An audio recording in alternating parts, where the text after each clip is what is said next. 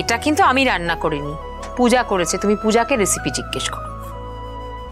ও তাই? কি রে পূজা, তোর রান্নার হাত যে এতটা চমৎকার এটা তো জানা ছিল না। আমার এমন বউ থাকলে আমি কোনোদিন ঝগড়াই করতাম না।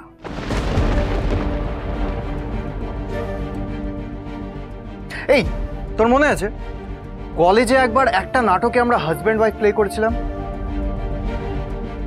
হঠাৎ মনে পড়ে গেল।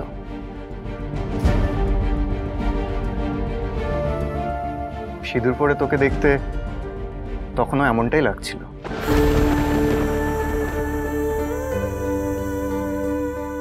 আবির, তোমার লুচি ঠান্ডা হয়ে যাচ্ছে, খেয়ে নাও। হ্যাঁ,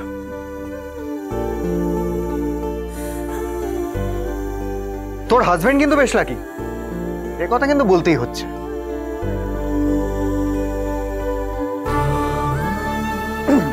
আচ্ছা আবিরদা, তোমার বিদেশ থেকে পড়াশোনা সব শেষ হয়ে গেছে? ওখানে স্টাডিজ কমপ্লিট করার পর বেশ কিছু অফার এসেছিল, কিন্তু ভাবলাম যে এখানে এসে সেটেল হয়ে যাই।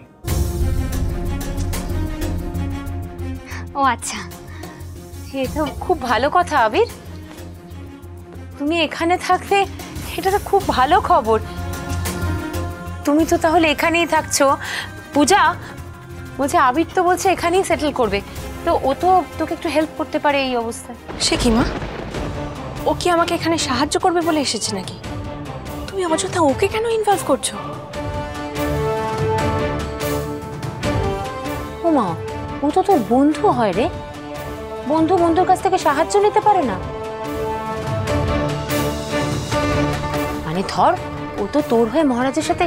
আমার হয়ে এখানে কেউই কিছু করতে পারবে না মা।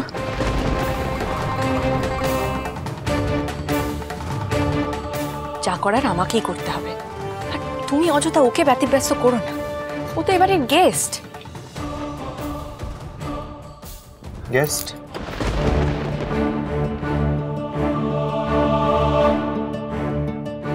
আমি কি শুধুই গেস্ট পূজা?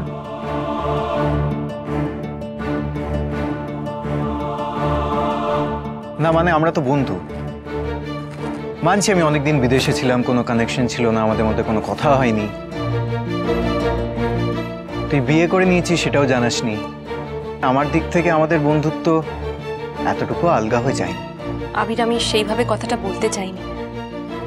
আর আমার প্রবলেম আমি সলভ করে নিতে পারবো। তোকে শুধু শুধু অযথা কেন স্ট্রেস দেবো বলতো? না, আমি যদি তোকে হেল্প করতে চাই, তুই কি সেই হেল্পটা নিবি না?